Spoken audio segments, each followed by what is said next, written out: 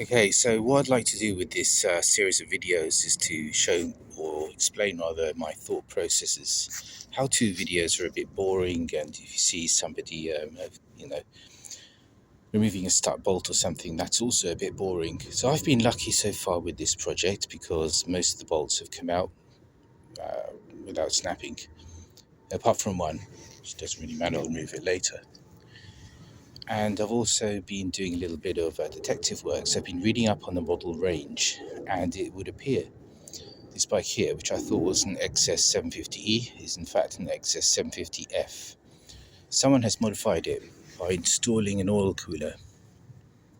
This oil cooler is from an XS850, I believe. So that's a very sensible modification, and to see that is a bit encouraging. So as a whole, the bike is in better shape than I thought it would be. I was able to get the engine to turn on the Kickstarter. It isn't seized. So I'm just pulling it apart and I'm observing the wiring loom, and it's not exactly a rat's nest. The only rat's nests in here are actual rat's nests. Therefore, I'm probably going to stick with the person who did this, their vision of how the bike should be. You can see the controls here. These don't appear to be the standard controls. There's the switch gear. It's different. And also these fuses have been patched in. This is okay. It's very sensible to put in modern bladed fuses, but I believe there would have been a fuse box somewhere around here. Not that it matters really. Now these are both 10 amp fuses, so I don't actually know if this wiring system will work. We'll get to find that out. You can see here, this really ought to have been a 4-pin connector, so I'll have to buy one for that. Taking this apart, I've noticed as well this oil fitment, this attachment, this band, especially a banjo here, and it's missing, so I don't know why that's been removed, but we'll find out. Additionally, these are very difficult bolts, they're very, very tight, so I need a new 12mm spanner because I can't get a socket in there. So I need a 6-sided one. These would definitely strip with this. I've devised a little tool to support it from the other side so I can remove them out. They're extremely tight, so when I put this back together I won't be able to get a torque wrench in there, so I'll have to mark these bolts. Apart from that, so it has the sight glass window, it has this original electronic ignition, and it has a 24-litre tank. So this information leads me to conclude it's an XS750F. Just thought I'd quickly show this. It's the oil drain, the gear oil drain for the shaft, and it is magnetic. It has collected a lot of sludge, it has metallic particles in it, so there's a lot of mess in there. Additionally, this is a chewed up Allen bolt. So I have a couple of options. I can either replace this, or I can weld a flanged bolt to the end. And the advantage of a flanged bolt, I'll be able to torque this up quite easily.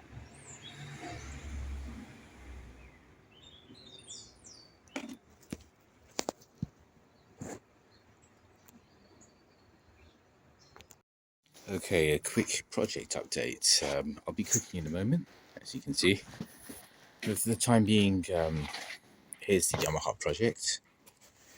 And the frame took a bit more work than I was expecting. So I had the engine out, had everything out, and the existing paint on these is actually really good, but there was a bit of surface rust that we needed treatment. I decided against getting it powder coated as a result of the possibility that I might lose the VIN number, and also the threads, which are very important on the swing on pivot bearings. So all of the bearings have been replaced and removed, renewed. So probably the main issue with this type of project is the sheer amount of brute force is required to do things even like lifting the engine out. I did it alone and putting it back in, and also the tyres as well. So I removed the old tyres. You can see a bit of the old side panel, which is somebody had fitted. This is just a piece of aluminium alloy, and I had to cut a piece of this and bend it to get it get it behind the old tyres, get it behind the just behind here to cut it through with an angle grinder to remove the tyres. So these have new tyres and tubes as well. So these are Kenda tyres. So I usually use Michelin or Metzeler tyres. In this case, I have chosen Kenda tiles. Not just because they're cheap, but because they're match tyres. It's actually quite rare that you can find match tyres for odd wheel and tyre sizes like you find on old bikes. The wiring loom was complete crap. I've just bought a random one on eBay. And this wiring loom, I'm not sure which exact model of XS750 or 850 this pertains to. But I'll make this work. So, also the carburetors, I just gave up on them. It's just absolute crap. They're Hitachi carburetors. They're very, very odd design, and diaphragms aren't damaged or anything, but it's just absolutely terrible. Frozen solid. That would probably need several passes through an ultrasonic cleaner before they would work for anyone. So I have this set of carburetors from an old Triumph 750 or 900 speed triple. This will work for me.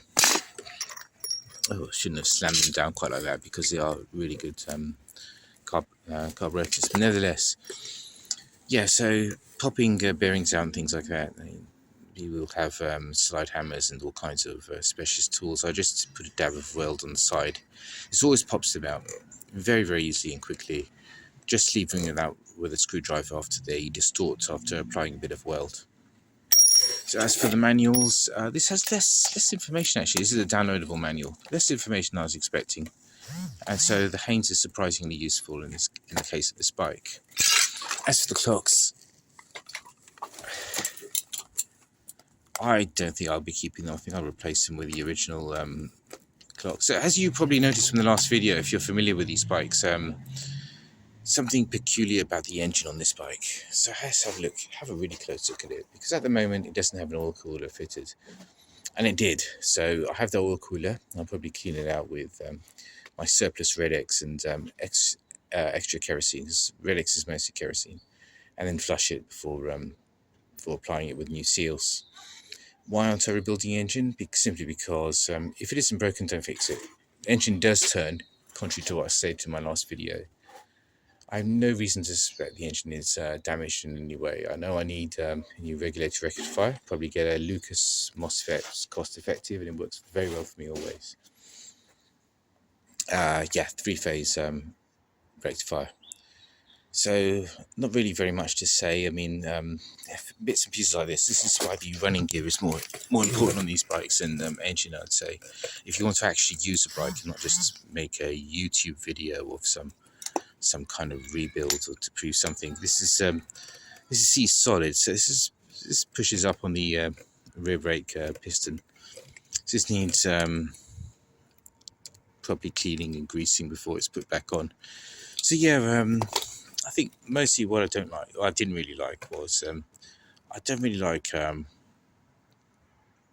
swing arm pivot bearings. I mean, it's very easy to set them. You can set them using whatever you like, but you can actually get a caliper in there. So there shouldn't be more than 1.6 millimeters difference in between.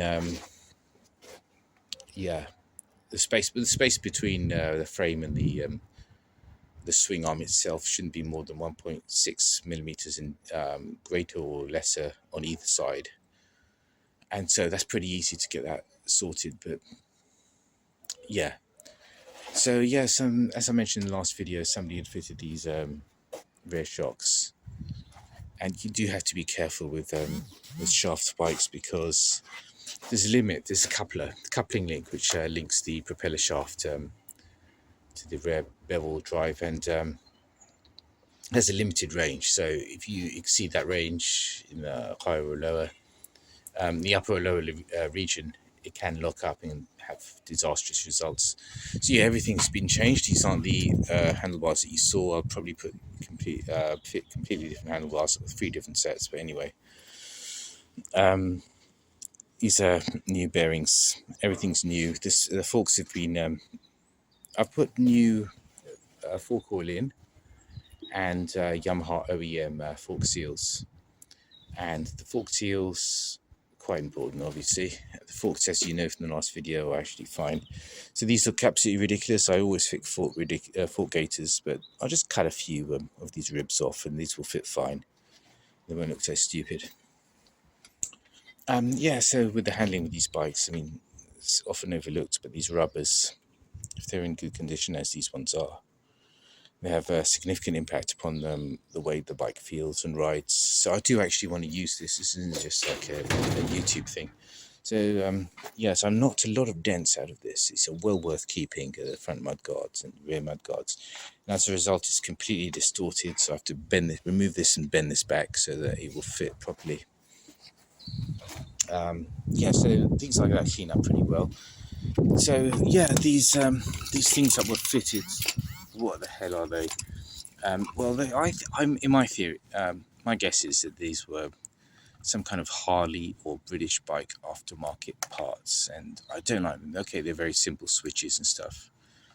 I prefer the Japanese ones. I don't trust that at all. Things like this, okay, it cleans up nicely. It's a little headlight. The issue with this is, okay, to lock in, you know, whichever company produced this, we can see it's whatever it is, whichever company produces, you can't simply replace the headlight bulb. You have to replace the sealed lens as well. So they've locked in their income with that. Yeah, so the same thing with the switch. There's a big switch to turn on the ignition system, which had a lock inside, flap inside, which didn't have the key. And that was junk. It looked like some kind of aftermarket Harley part, and it was Japanese or Chinese or something. So I have no reason to suspect the engine's bad. I think the engine's probably fine. And yeah, I was going to say about the engine, you may have noticed something about this engine, which I'm not going to spell out outright in this video because, you know, for the purposes of registration and everything, I'm not expected to be an expert in these engines. But yeah, it turns out the middle gear issue was pretty much sorted by the time this engine was manufactured. And so this engine shouldn't really slip gears at all. And so there's no reason to tear into it, unless I know, of course, it is broken. If something disastrous has happened, for example, it was run without oil. And it does actually say 747 on the side of it, the bottom left, lowermost fin. So I'm on pretty safe ground there, I think. The frame itself, it is protected. You know, okay, it's hammerite, but the tank side panels and tail will probably be professionally painted at some point. So unfortunately, I had a lot of videos on this, including the tire and bearings and all kinds of work that I did, but I deleted them mistakenly, thinking my phone had a serious fault. And its phone is yeah, so just a sort of catch up. Things like rust and things not really an issue because it comes off pretty easy. So yeah, things like that, they come off with just some kind of rust converter plus a bit of aluminium foil, and they just come up. Simple as that. So yeah, at the moment, I think you could regard this as a kind of wheelbarrow more than anything else. And yeah, so it's just a quick catch up, moving on to the next video.